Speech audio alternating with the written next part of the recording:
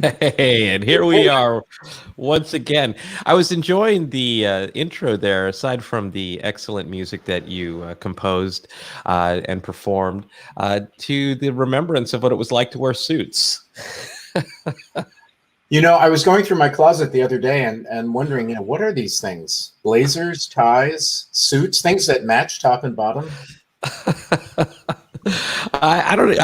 I don't even know that I could fit into them anymore, which is now that a vaccine is here and travel is on the horizon. I might have to start working out or do something. Well, travel's not on the immediate horizon, so you got some time to work things out. I got some time. I think hope spring is eternal, but it's going to be a while before we get global herd immunity. This is true. This is true. And for now, I will get my exercise running to and from the coffee pot. Well, welcome everybody to a very, very special episode of Intersections. Normally, we are live Thursdays at 10:30 a.m. Pacific, but there are so many exciting things happening in the world, so many interesting and important things happening in the world that we cannot keep up with the conversations in a timely manner. So we, like today, will have special episodes that feature incredible guests. And we're going to probably have quite a few of these coming up. So why don't we just jump right in? I'll set the stage for Intersections. It's a weekly conversational jam session that dives deep into the intersections of technology, innovation, culture, and ideas. And sometimes it's twice weekly. That's what we're experiencing now. We bring diverse personalities and worldviews together in the service of greater understanding and unlearning. My amazing co-host and friend, John Kao, is here with us. He is called Mr. Creativity, a serial innovator by The Economist. He's the author of the best-selling book Jamming: The Art and Discipline of Business Creativity. He's just an incredible thinker, incredible author, incredible musician, composer, artist. He's a Tony-nominated producer of film and stage. He's taught at Harvard Business School and also served as visiting faculty at the MIT Media Lab and Stanford. And he also chairs the Institute for Large-Scale Innovation. John, welcome to this special episode. Brian, it's always special when we collaborate on the show, and it's my pleasure to introduce my counterpart, who's as much of a polymath as I'm sometimes accused of being, a pioneer in the digital realm, stitching digital together with innovation, with marketing, with the whole emergence of digital as a medium for the issues that Intersections is considering. Brian's best-selling author as well, and a in-demand keynote speaker and thought leader, and even has a day job, which is global evangelist for innovation at Salesforce. So here we are. And here we are. So before we get things going, I just want to remind everybody that what keeps this show very special and engaging is you. So please share with us where you're tuning in from. Share with us your questions and your comments. We'll feature them on screen. We'll also try to get them in front of our special guests. And also, please do check us out on the web. We have a new home for our past episodes, of which they're constantly updated. We have a newsletter that we're getting ready to launch. And amongst many other things, we are just simply happy to have you here. So with that, John, I'll turn it over to you. Well, Brian, I selected this Zoom background as being somewhat symbolic of our two guests and the themes that we are going to explore with them. I think the juxtaposition of the two is going to be quite interesting. And anyway, the visual metaphor will become obvious as we proceed. Our first guest, and perhaps we can bring him up to the stage, is John Arquilla, who's a longtime friend and colleague, currently serving as Distinguished Professor of Defense Analysis at the U.S. Naval Postgraduate School, has had extensive Department of Defense experience, ran a Center for Information Operations for about 5 years there, from 2005 to 2010, and has written more books and learned monographs on the state of our national security than I can shake a stick at, if I can use a popular expression. So, John, welcome back. The other thing I'll point out is that John's knowledge is so extensive that this is now his second appearance, because as you will see shortly, the topic that we're going to focus on today is extremely timely. So welcome, John. Welcome, John. Hi, guys. Thanks for having me on again. Absolutely. So just to set the stage, we were talking, John and I, fairly recently about the whole digital incursions into the U.S. government's computer systems under the rubric of what's known as solar winds. But that there's been a history of breaches in our cyber security. And this is an area that John speaks with great authority about. And it is a major current problem. Brian talked about the times being interesting. And of course, in China, that's often a curse. May you live in interesting times. Solar winds is such a big deal that President Biden, is one of his first requests to the new director of national intelligence, asked to do an assessment of how serious it is. So, John, I guess where we ought to start, just so that we can align everyone who's dialed into our show today, is what is the solar winds problem, just in a nutshell, and why is it such a big deal? And then we can kind of get into what the implications are. Sure. Solar winds was an intrusion that came in actually through cybersecurity software in the supply chain, that when people began to use this particular software, they brought in the Trojan horse that then began to infiltrate within the system. For the most part, it looks like this was simply an intelligence gathering operation. But I think President Biden is right to have a sense of urgency about it, because it's very possible that this same intrusion not only gathered intelligence, but left cyber demolitions behind in several key places, particularly in the military and intelligence communities. And so we have to be very concerned that in a time of crisis or conflict, what we rely upon to work, our weapons systems and our surveillance and information gathering systems, might not work. And this could cost lives. And so the president, I think, is correctly very urgent about this. Clearly, there's a lot of commercial implications in solar winds, as well, as many major companies, including a big slice of the Fortune 500, have been intruded upon as well. But for me, the biggest problem is this possibility that our systems won't work. What I like, the information age version of sabotage, which I like to call sabotage. Sabotage. Yeah, from my reviewing of the background, Solar Winds is an app, or it's a layer of cybersecurity that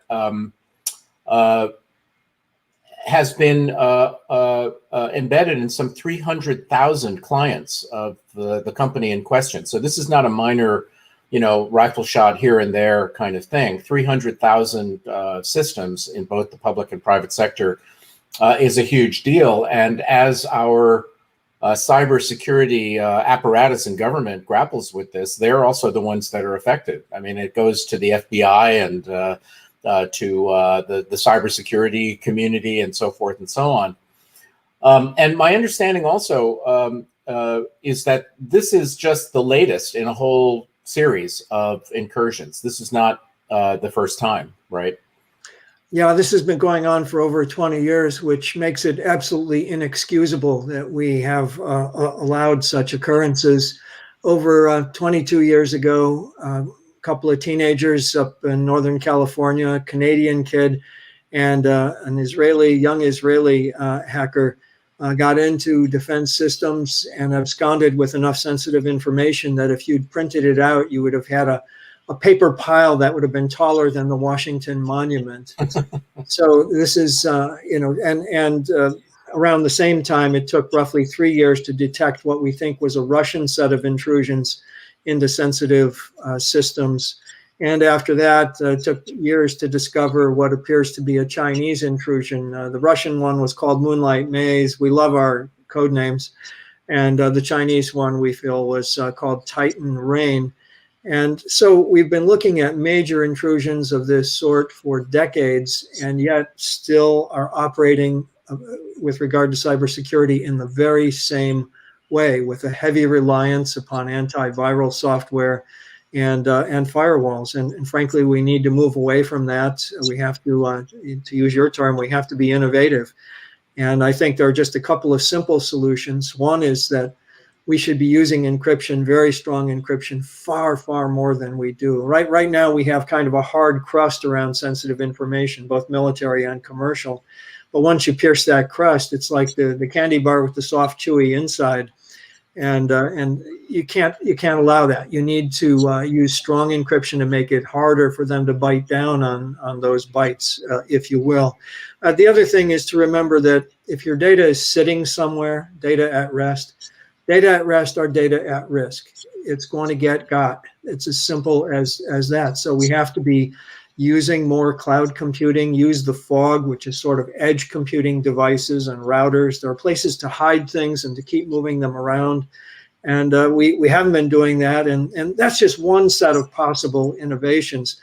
But the point is, we've now had the red light flashing several times over decades, and still have seen nothing done about this to change the problem, either commercially with our military or frankly with regard to individual cybersecurity as well. And in an age of the Internet of Things, where your refrigerator can now become a zombie in a robot network, we're talking about really being on the cusp of a terrible, terrible cybersecurity problem. So this reminds me of my medical days when it took 2 or 3 heart attacks for people to change their behavior. What is it going to take to reverse this inertia? And also, is it really fixable, or is this kind of like cancer that's just pervaded these systems such that, in a sense, especially with high criticality systems, we'll have to start over and not just, employ encryption, but actually, essentially, not exactly air-gapped computing, but start with a fresh system because the old ones are so contaminated. Yeah. Well, to go with your metaphor, I wouldn't call it cancer, but I would call it COVID. And we know that we could handle COVID pretty well if people wore masks and kept their distance from others, even before vaccines come. We always go for a technological fix, and with cybersecurity, they want the software fix, the firewall, the antiviral, so you can go on living normally. Well, the fact of the matter is normal is gone. And, that's what COVID has told us. To get to world herd immunity is going to take a decade, if not more, right? And the same thing is probably true of cybersecurity. We simply need to engage in good practices to get this. We're not going to extirpate these intrusions, but we are going to get them well under control if we follow good practices. And strong encryption, cloud computing that's one good solution for making things a lot better than they are today. Not the only one. I'm sure there are creative minds out there that will come up with other ideas, and that's what we need to be doing. Why haven't we changed? In part because there's a whole business based on antiviral software and firewalls. That's part of the story. The other is that the military has been slow, and I say this, as a member of the defense community, although public service announcement, the views expressed here are mine alone. Military likes to shoot things, drop bombs, break things, think in terms of physical engagement. It's been slow on the take, really, in dealing with this notion that your ability to shoot and fight and survive in battle is increasingly dependent on advanced information technologies, and your life is imperiled by their disruption. So let me then segue from that to kind of a policy or a concepts of operations question. I mean, is what's going on with SolarWinds espionage, or is it war? Well, it's observationally equivalent. The things that you do to be able to spy on someone are the very same things you would do if you were going to prepare to attack. Now, we're not in a crisis or a conflict at the moment, so it would be kind of silly to cripple F-18s or some kind of military information system or make command and control impossible because we're not using them in battle. But the point here, and again, this is, I think, the reason that President Biden is taking this matter so urgently, is that if there are these sleeper minds set in the system, they can then be activated in a time of conflict. So again, the very same things you would do to spy are the same things you would do to attack. And by the way, you mentioned a few 100,000 different companies and entities, institutions that have been intruded upon. Forensics so far, and I think I can say this at an open level, show that the number of actual active intrusions for intelligence gathering are a much, much smaller number, not even in the 3 digits at the moment, at least as far as we know. And how do we know? It's basically when they started doing this kind of cyber spying, that's when they became a little more visible to detection. And we have gotten a little bit better over these past few decades at detecting when systems are being exploited. Right, but the widget that contained the Trojan horse was distributed to 300,000. It's out there, yeah. Right, so it's I mean, it's mind-boggling how widely distributed it is, and who knows what sleeper capabilities might exist within those Trojan horses that would expand the damage in the case of something full out. I mean, it almost seems to me that the policy level needs to be revised because, I mean, it's fashionable to talk about gray zone warfare. And I think that, in the old days, espionage was we get some information so we know that they have, 200 airplanes instead of 100 or something like that. And it's about the preparation for some kind of, overt conflict. But here, planting these mines and planting the seeds of doubt, which is a very important kind of, you could call it information operations or psychological warfare or whatever. Can you trust your systems?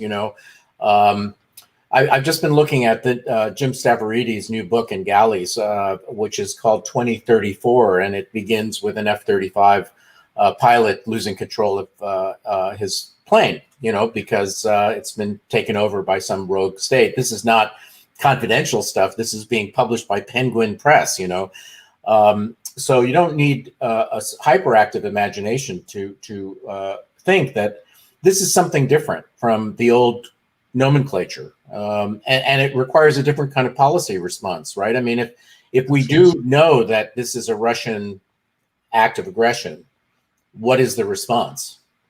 And we're on kind of uncharted territory here, I would think. Well, we're used to thinking of sabotage in terms of things being blown up. And sabotage, on the other hand, is, it comes in like Carl Sandburg's fog on little cat feet, sits silently on its haunches, then moves on. And so we have to attune ourselves to this. Frankly, this business of military hacking has been around in the past. I mean, World War II was won because a group of the first hackers figured out how to get inside German codes. And the Americans had a system called Magic that got inside the Imperial Japanese codes. And even at a time when the Axis powers had great material advantages, the Allies had informational advantages that won great battles like at Midway. And of course, when feeding information to the Russians helped them win at Stalingrad and Kursk and other battles. So we know on some level that information has mattered, but in terms of institutional culture, we pay far more attention to weapon systems than we do to information systems, and that's something that we do have to get over. I think we also have to realize that the commercial sector is absolutely essential to our military capabilities now and for the future, and so. As you say, hundreds of thousands of those firms being mined for their advanced data is only empowering our enemies. This is even worse than the United States selling scrap metal to Japan, which they then turned into the aircraft and aircraft carriers that attacked us at Pearl Harbor. So we have to see this in a very integrated way, and I think you're suggesting an institutional as well as a policy change. So our innovation should be not just technological ways to protect our information, but organizational redesign so that the way we approach this problem doesn't rely on a single cyber czar or even a single president, but rather on a network of defense and commercial and intelligence and even civil society actors who should have strong interests in good global information security. So it's emerging from the industrial silos, for one thing, and then it's having a very different point of view about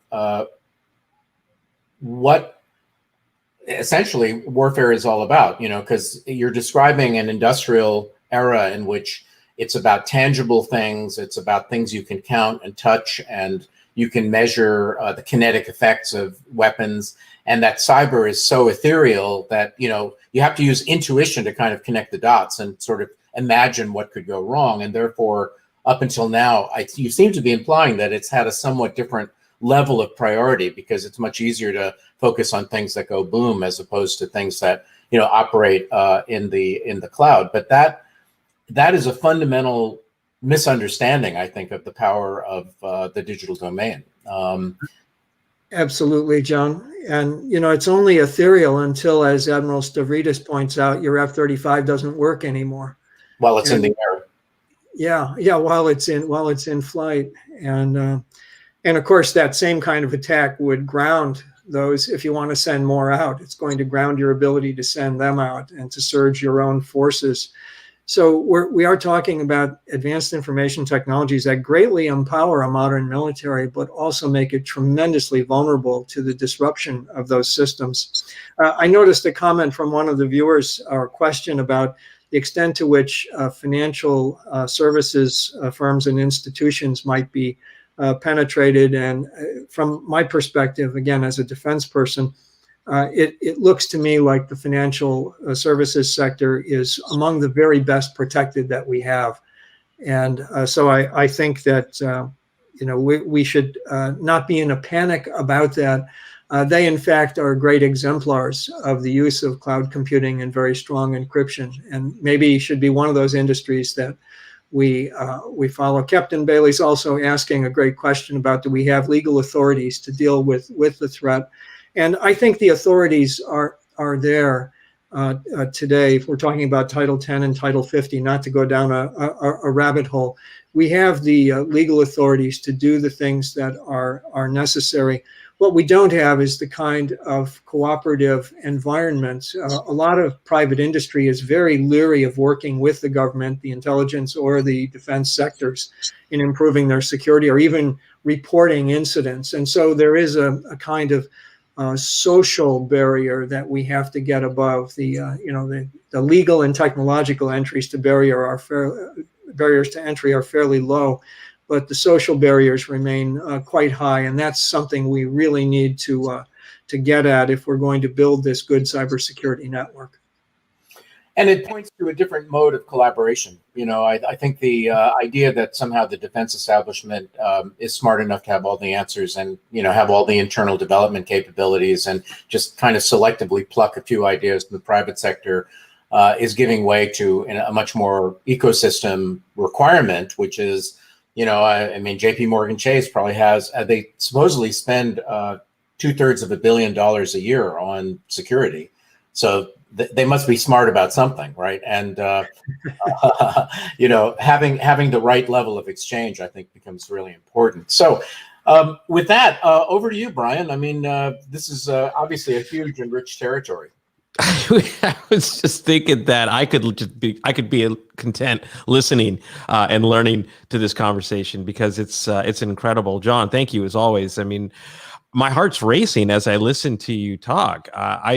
It seems to me that going back to the 80s and Matthew Broderick and War Games, that this isn't anything new. That we were on a track to all kinds of hacking warfare. And I think in secret is probably a better description, in that we haven't even talked about all of the break-ins that I'm sure we've had over the years. This one, for better or worse, happened in an election cycle where everyone's paying attention to everything right now, and yet no one's talking about SolarWinds right now. Now we're talking about the next impeachment and whatever else is capturing our attention. Yet, John, I have to ask. this, we just officially announced that it was Russia. I think in 2021, was it January 5th? I think it was when people started to make this assessment that it's now officially blamed on Russia. We had an administration that tried to sweep this under the rug, and this and many other acts. So the question that I have for you is, what is it going to take for us to update and upgrade not only our systems, but our mindsets in very important positions here in the United States? We have people who are using systems that probably can't even operate Facebook. It's just a horrible generalization, I know, but I mean, I just feel this sense of urgency of having to make top-down sweeping change and bring in people who are attending some of the greatest black hat conferences in the world to be sort of our next generation advisors or leaders. Yeah. Well, look, we say that we're entering a new era of great power competition with the rise of China and the return of Russia. This competition is probably not going to play out in the realm of masses of tanks going at each other, but it is going to play out to a great extent in cyberspace. And both China and Russia, even though they're very hierarchical, old totalitarian sorts of systems, they're very, very cutting edge about cyber. They're very good about recruiting talented people. They're highly innovative. And we, the free liberal society, who are distracted by so many other things, political and our health crisis, etc. We're so distracted by this that my fear is that SolarWinds is going to pass. It's going to be beyond the news cycle. It probably already is. And it's going to fade and be part of a quiet investigation that some of us undertake. And we're going to lose that sense of urgency. And I hope that doesn't happen. And I'm committed. I've been writing and speaking about this, and I know others have as well, committed to making sure people don't forget, because I think you're absolutely right.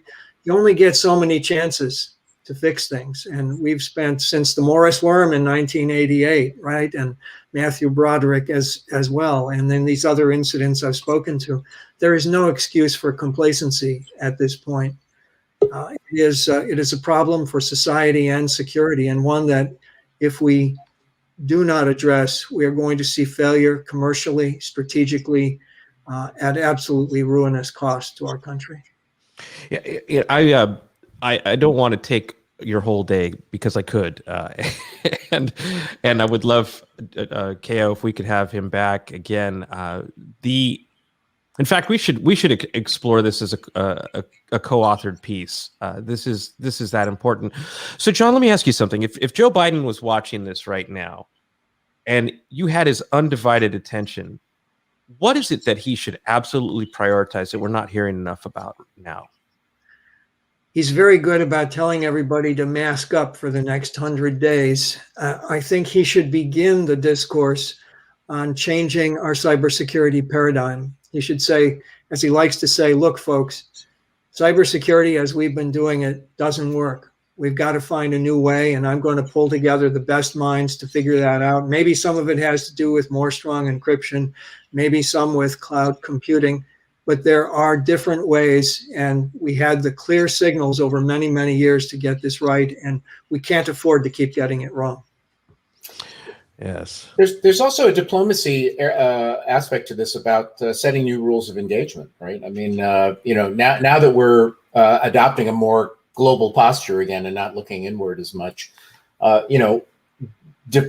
creating new frameworks for dealing with the new technologies, which currently don't exist.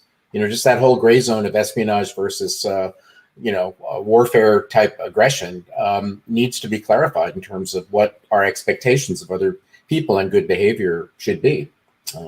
Absolutely right, John. And I was honored that 25 years ago, President Clinton asked me to be part of a team that would meet with Russian cyber experts. And I can say this only because John Markoff at the New York Times outed it about a decade later. But we had these first conversations. The Russians wanted to engage in cyber arms control, these sort of rules of the road, which included agreeing not to do political warfare against each other. And when I came back with my set of recommendations that we should go to the UN with the Russians and pursue cyber arms control, I faced a lot of opposition in the Pentagon that said the Russians only want to do this because they're behind and they aren't going to be able to catch up. And my response was, well, not only will they catch up, they will go past us in this. And they surely have. Yeah. Wow. Oh. Wow. John, well, I do want to say that I hope our president is listening, and to Jesse Stay, my friend out there who just commented. I don't know that I would rank one other than that we do also need to protect the lives of our citizens. So masks are also important, and I think we can chew gum and walk at the same time. And let's just prioritize the protection of our citizens against cyber warfare. Mr. Kao, over to you for our final comments. Well, it just seems to me, given the scope of the problem and the complexity of the problem, it fits the definition of a wicked problem for sure, because there are multiple stakeholders and mushy definitions and unclear metrics of success and so forth and so on, that as the United States, we need a kind of mini Manhattan Project style effort that really is about not creating another silo within an existing establishment, but creating a white space platform, not only for the discourse to occur, but for the actual work and experimentation and systems development, unhindered by legacy thinking. I mean, it really is a kind of innovator's dilemma situation as well, because there are thousands of people in the national security and the private sector security world who are working on this, but they're working on it in a very incremental way in response to market signals, in response to, how do they get the next contract? How do they extend their knowledge a little bit further? And this whole notion of reimagining what cybersecurity needs to be, imagining what can go wrong, which I think goes beyond Wired magazine articles to really horrible outcomes. I mean, outcomes that are apocalyptic, I would argue. And demonstrating them in such a way as to create a sense of urgency. All of that needs to take place in a kind of white space type of environment. So maybe out of this conversation, we can start thinking about the threads of that kind of a recommendation at that kind of scale. It's going to take scale. It's going to take resources, and it's going to take scale uncontaminated by the legacy thinking and the legacy institutions. So that is a big takeaway for me, for sure. Yeah, and one of my takeaways here is all of the above, and then also, John, something to consider too with respect to Mr. Christensen is that sometimes we face the innovator's dilemma, and sometimes we face the dilemma's innovator. And I think this is the opportunity for the latter. I don't think that there is a choice. I think legacy thinking is a confirmation bias of which stands in the way self-righteously. And part of our work is not just to innovate in our cybersecurity efforts, but also innovate in our own mindsets to defend this country and also thrive in it. And so with that, I thank you for inspiring us and teaching us, as always. And making us nervous to a requisite level, so we might actually do something about it. Well, thanks for this opportunity. Always a pleasure, guys. Always a pleasure. Thank you, John. And Mr. Kao, I'm going to bring up our next guest, and so we can stay on schedule. I'll just bring him into the stream. Mr. Masnick. Mike, it's great to see you again after all these years. Yeah, it's been a while. How you doing? I'm doing well. I was just writing about randomly Clubhouse and what the early days of Web 2 and social were like in the real world, and how apps like this sort of recreate in some sense that excitement and those connections of people who are trying to make a dent in the universe. So with that, I'll give a quick intro and one of the reasons why we invited you here, and then we'll just kind of turn it loose. So Mike, I met Mike way back in the day as he was founding TechDirt, and over the years, Mike has been this voice in the socioeconomics, the economics, the government and regulation impact of social media, of Web 2, of new tech. And I've always followed his work to help me, help shape my thinking in where is black, where is white, and where is the importance in the gray that we need to better understand. And Mike, you wrote this incredible piece after President Trump was removed from Twitter about Section 230. You talked about free speech, what is and what it is and what it isn't online.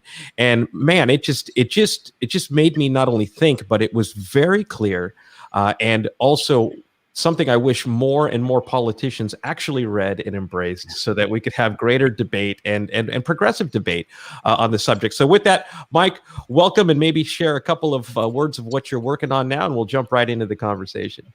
Yeah, sure. Thanks for having me. It's always fun to talk about this stuff and think about this stuff. Yeah, I mean, the issue really is just that suddenly questions around like content moderation have become like this massive thing. And when you have the president, both the current president and the former president, talking about things like tech policy issues like Section 230, which was this sort of, very niche area of expertise that only a few people really had. And they're suddenly talking about it like holding up defense spending, if we can't change the laws that have a huge impact on how the internet itself works. Suddenly it's become a really interesting discussion. And the problem is that so few people actually understand the real challenges of content moderation online, what the different, policy levers are, what Section 230 means, for example, what it means to run a large platform at scale. How do you manage a community? All of these things are suddenly front page news. And so, I'm sort of doing my best to try and help people understand these issues. And importantly, that I think almost everybody who approaches it without having experience or knowledge or, having spoken to people who spend their time dealing with these things day in and day out, they tend to jump to what seem like very easy solutions. And it's important to recognize that almost every easy solution that anyone has ever come up with is neither easy nor a solution. True. So with that said, maybe a good place to start is what Section 230 is and isn't. Sure. I know that we could talk about the politicalization of it, especially as it started to gain attention with someone not liking certain things that were said about this person on social media. But in its own sense, the fact that we have the ability to say those things is, I think, at the heart, amongst many things, of Section 230. So let's start with what it is and what it isn't. Sure. So it's really simple, honestly. People refer to it as like the 26 words that created the internet, right? That was a quote that came up a few years ago, and now is the title of a really excellent book. For anyone who really wants to get into this debate and wants to actually be educated, I highly recommend reading the book. It's by Jeff Kossoff, who's a law professor at the Naval Academy. Really worth reading. But the basics of the law is about the proper application of liability. So it is saying that if you run an internet website or you're a user on that website, and there is information from a third party, which is not you, not the platform, you're not liable for it. And at a conceptual level, this shouldn't be that difficult to understand. If someone goes on Twitter and defames somebody else, Twitter is not liable for the defamation. The person who who wrote the defamatory content is liable. So they remain liable for it. So it's really just saying who should be targeted with any legal consequences, right? And part of this is because the American legal system, the natural thing for many people to do, and certainly many lawyers to do, is to go after the deep pockets. And so everybody wants to sue Twitter because they have deeper pockets than an individual saying something that is potentially defamatory. But that really doesn't make sense, right? I mean, you don't blame the AT&T because somebody said defamatory things over the phone. You don't blame FedEx for shipping something that breaks the law. You blame the people who actually did it. So it's really about the proper application of liability. Now there's a second part to 230, which is that it also effectively encourages websites to moderate their platforms, to sort of make them more reasonable places. And this was a recognition that if you do no moderation at all, very quickly your platform fills up with spam, abuse, harassment, all sorts of things that are not good in general. From a general moral perspective, we generally don't want to see those things. But also, from the you're running a business perspective, if your platform fills up with garbage and spam and harassment, you're going to lose users. You're probably going to lose advertisers if your model is advertising, and that's not good. So, the idea was, to allow websites the freedom to moderate as they see fit, and if they are sued over it, to get out of those lawsuits relatively quickly and relatively inexpensively. Oh my gosh! All right, I can go. I want to go in a number of directions, and mindful of time. And John, I know you've got a lot of questions you want to ask too, so I'll just kind of jump right into this, which is, man, there's two I really want to go in. One, Mike, can I just ask you a quick question? Why wasn't you have people here on one side of the political spectrum who have been crying censorship, Right. but also have been using this platform as it's as defamatory as it gets against certain individuals. Yet no lawsuits were filed against the platform or the individuals saying it, and that sort of one spurred or incited further similar behavior across the platform. But also just we watched the rise of disinformation, we watched slander, and none of the platforms did anything about it until it became this massive flashpoint. And before we get to that flashpoint, why do you think it is that Twitter, Facebook, YouTube didn't take steps, not only in this political theater, but things like child pornography or fake information? These are things that seem to we have to fight to get these to clean up the platforms and to protect users, and we didn't get to make any traction along the way. Yeah, so I would actually push back on that, right? I think that is the narrative, and that's what it may seem from the outside. And I say that as an outsider, right? I'm certainly not inside any of these companies, but I've had enough discussions with the people at these companies, and I've seen what they are doing, that you begin to recognize that they have been, right? I think in the early days they did very little, but very quickly they staffed up and have been focused on this. And that's certainly true of, Facebook and Twitter, and many others. We don't always see what it is that they're doing. And a lot of it is happening behind the scenes. And part of the issue is that, there are a number of different issues. One is that it's incredibly difficult just at the level of scale that these companies are dealing with.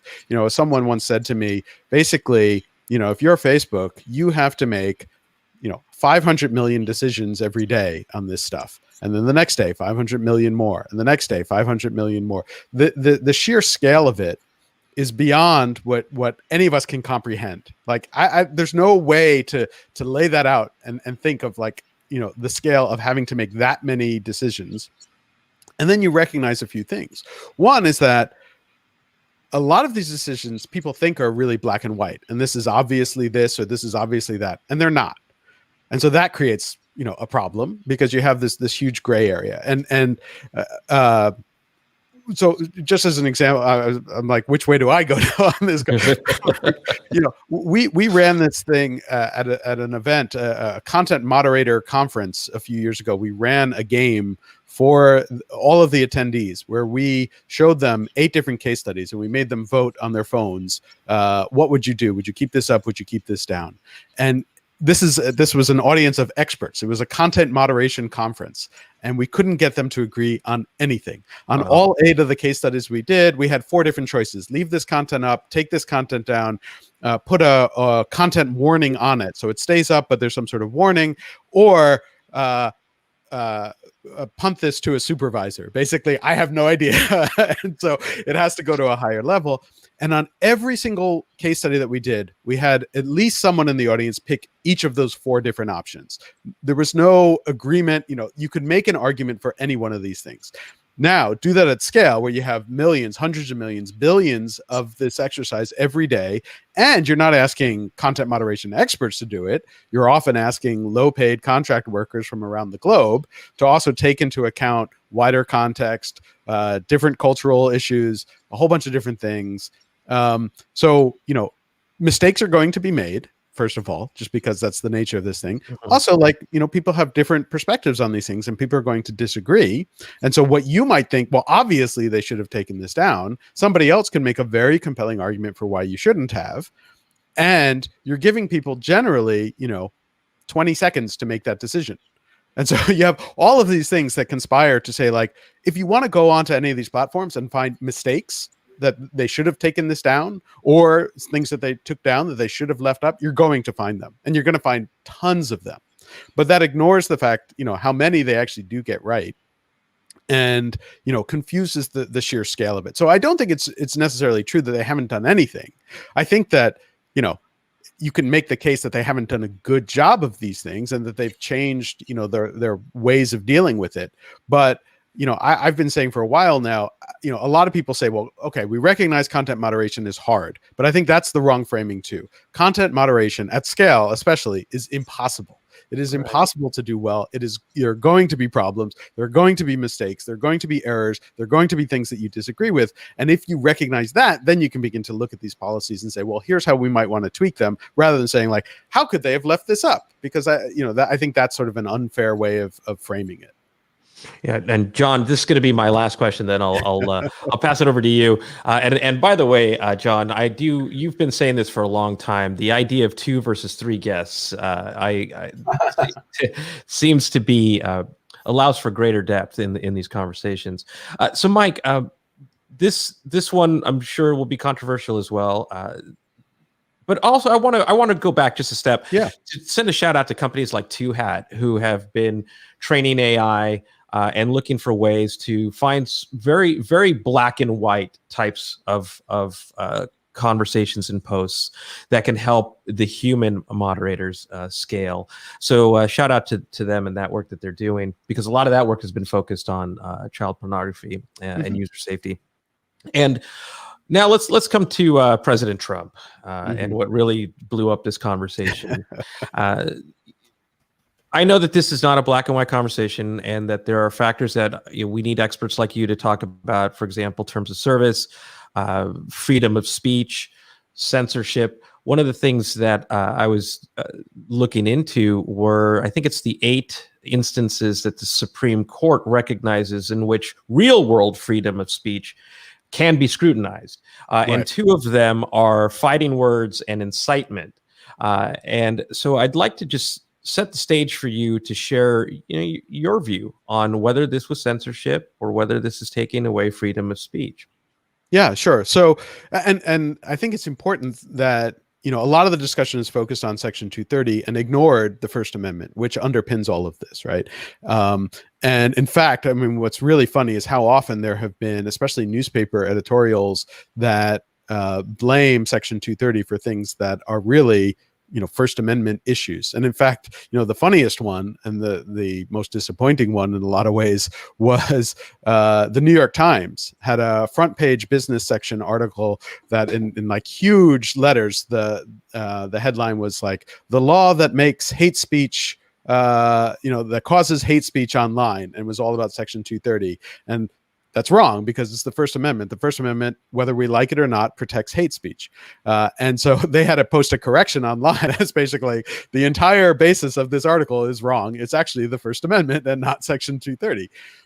And so we live in the US where we have the First Amendment. You're right that the Supreme Court has a very short list of exceptions to the First Amendment, and they're very, very specifically defined and limited. And in fact, the 2 examples that you brought up, fighting words and incitement, those are based on 2 different cases. The fighting words doctrine is basically almost dead at this point. It is almost effectively ignored. It was one case that's from, at this point, 80 years ago, and almost doesn't exist. Incitement there's a little bit more to it, but it's very, very specific. It is not what generally people think of as incitement. It has to be, it's incitement to imminent lawless activity. So there are a bunch of specifics there where it has to be like, you people go do this. Now, whether or not that happened on January 6th, that becomes a really, really interesting question, one that is above my pay grade. I do not have to decide that, but certainly there's potential that some of what happened on January 6th, violated the incitement doctrine. But there are arguments on the other way. It's not as obvious as some people think. So that's the First Amendment question. In terms of the platforms, right? I mean, they again have every right to do whatever they want in terms of moderation, and part of that is Section 230, and part of that is also the First Amendment, because people sort of forget that the First Amendment also includes that you cannot compel someone to speak, you cannot force them to put words in their mouth that they would not otherwise say, or in the case of an internet website, you cannot force them to host speech that they would not want to say, or would not want to host, or would not want to associate with. And there are a number of cases that make that clear. So these platforms have a First Amendment right to say, I don't want this person on my platform. And so, it's funny because the arguments who say like, Twitter removing Donald Trump or other folks is a violation of their First Amendment rights. That's completely wrong. And in fact, arguing that Facebook or Twitter must be forced to carry these folks is a violation of those companies' First Amendment rights, because companies also have those First Amendment rights.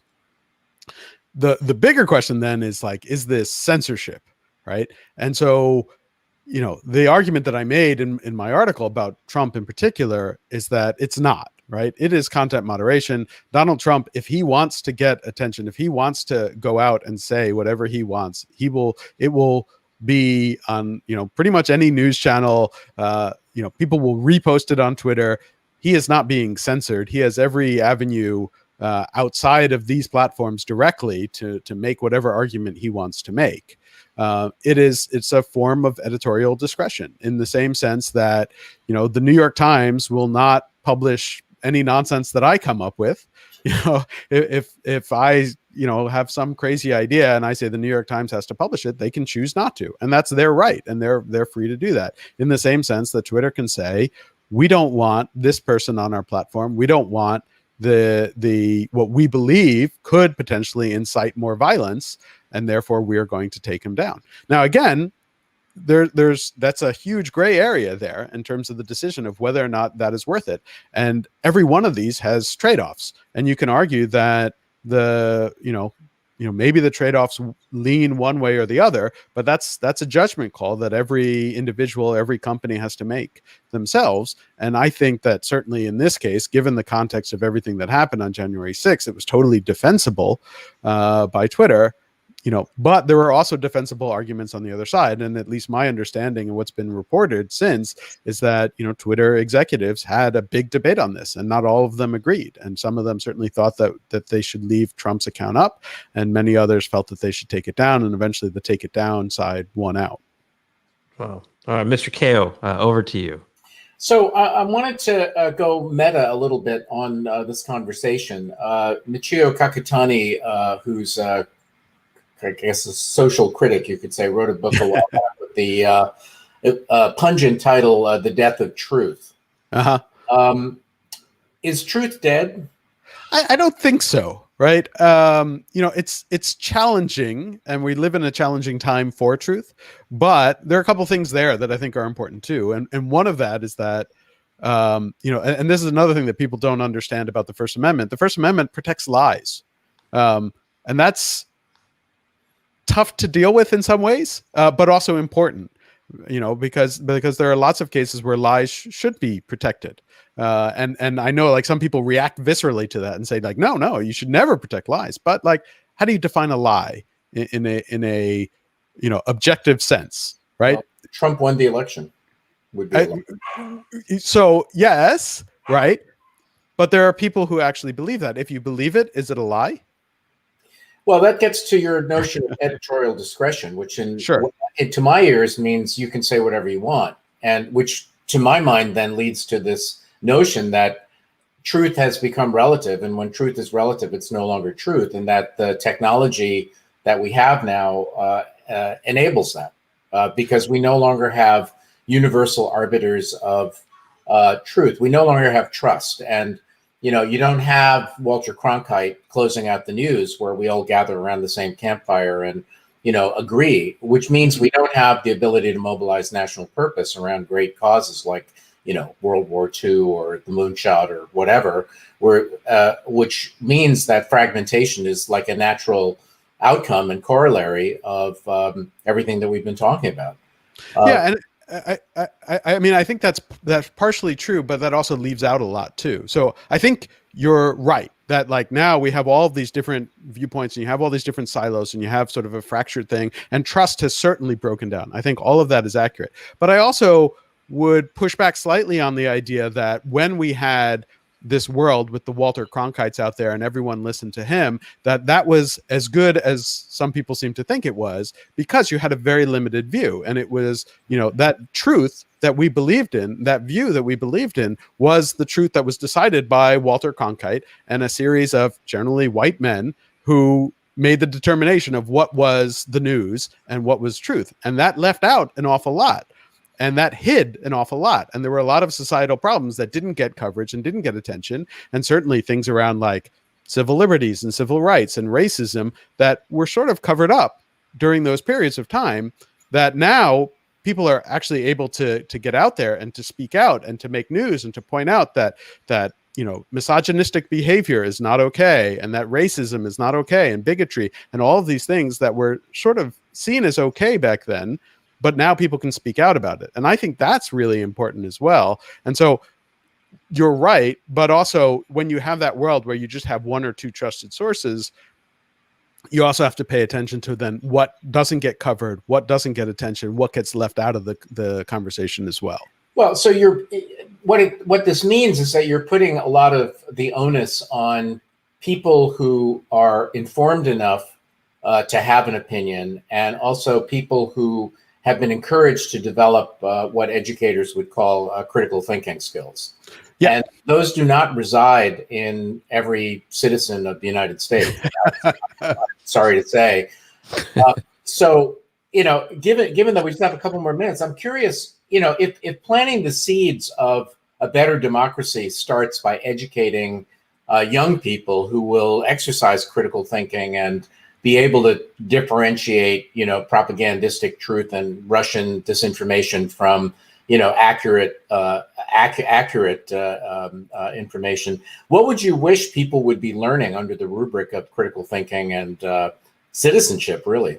Yeah, no, I think that's exactly it. And I realize like that in some ways that itself is a punt, but it is an important one that I've pointed people back to this discussion of like when the printing press itself came about, 500, 600 years ago at this point, that created revolutions and people didn't know how to deal with it. And all different things were printed and people, it was a similar sort of time of transformation and revolution.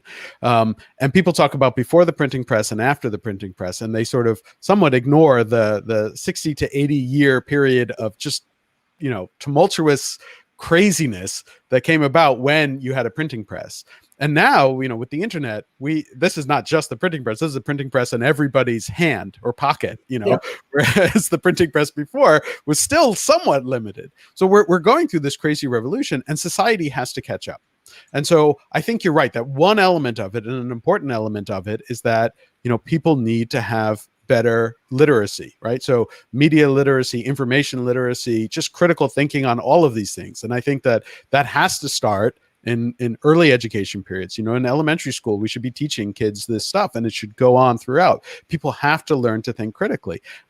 Not everybody's going to be able to, and you're still going to have people who have crazy ideas. That has always existed. We're not going to solve that, but we do need to have people, better able to distinguish the, who is trustworthy and who makes sense and whose arguments actually do make sense if we're going to get anywhere with this. But, arguing that, that the tech companies, for example, somehow have to solve this problem that society has failed to solve for as long as civilization has existed, I think is also a mistaken view. So I'm in complete agreement that I think we need to better educate people from a very early age and on throughout.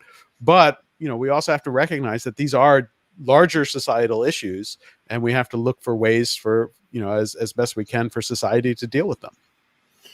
Well, I won't say that our conversation has made me less nervous, but I really appreciate it. I'm a new fan of your publication, by the way. I just signed up this morning. Cool. Yes. Brian, back to you. Well, Mike, I think we're gonna have you back. I think the next part of this conversation, I think we do need to talk about truth, fact, and trust.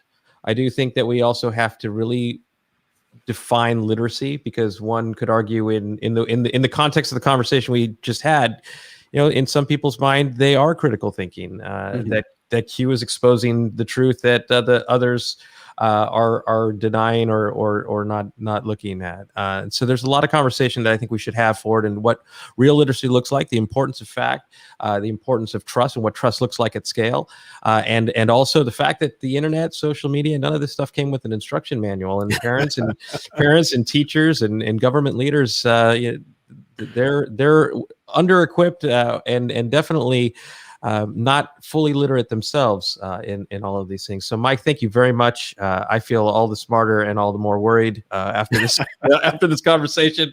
Thank you very much. We'll see you. We'll see you next time. Yeah, thanks for having me. Yeah. Oh man! Wow! Okay, John. Well, we are over time, and my heart is racing. Maybe more conversations like this will get me back into the suits without exercise, as we talked about at the beginning.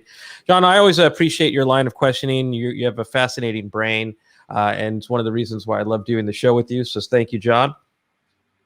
And to everybody out there, please do subscribe to our basically all of these things. We have our website, so please do take a look at some of our past episodes. I mean, the people we have had on this show it's just incredible. We have our Substack newsletter that we're getting ready to put together and officially launch. It'll feature summaries of each and every one of these episodes, as well as just thoughts and links to commentary that both John and I are publishing in between every show. And lastly, thank you for tuning in, whether it's live or whether it is in the future, looking back. A reminder that we're on again this coming Thursday, because this is an abundant week, two shows. We have actually the privilege of a pipeline of guests now that extends through the late March. So it's happening. Yes, it is. And thank you for that, John. So we'll see you Thursday at 10:30 a.m. Pacific time with that. Thank you very much, and we will see you soon.